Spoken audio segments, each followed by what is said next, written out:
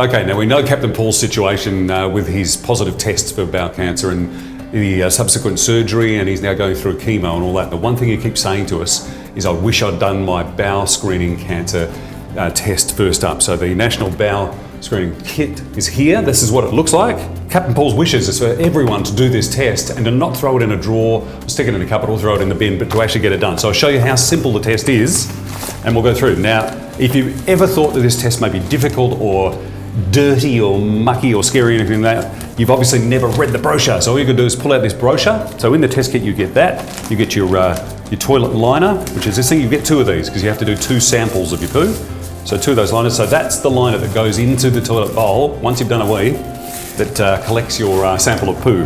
Now, you need to know that you're never touching the poo because this little gem does it. That's where you're storing the first one. There's a second one there as well. So all of these things are in the kit. The very last thing you'll need, of course, is the envelope to post it off. First thing you need to do is go and do a wee first so that you're not contaminating your test, and then put this little baby down to catch your poop.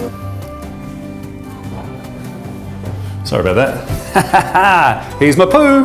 Little sample. Oh, looks familiar, doesn't it, really?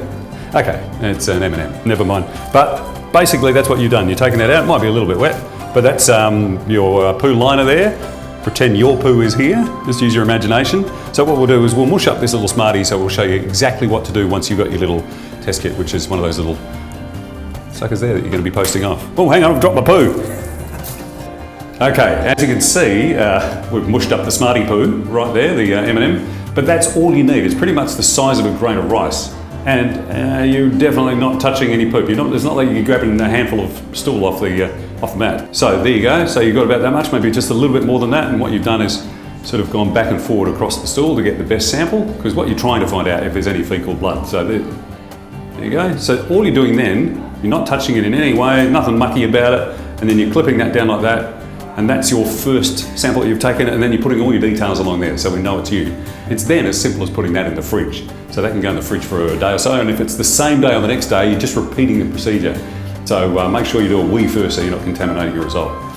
So here we are. It might be a day later, you've done your second little sample there, you take the other one out of the fridge, make sure you fill in all the details on the side of that little sucker, and all you've got is 2 tiny little samples of poo about the size of a grain of rice. So you then put them into this padded bag, seal that little sucker up, and then you go into the bag that's going in the post.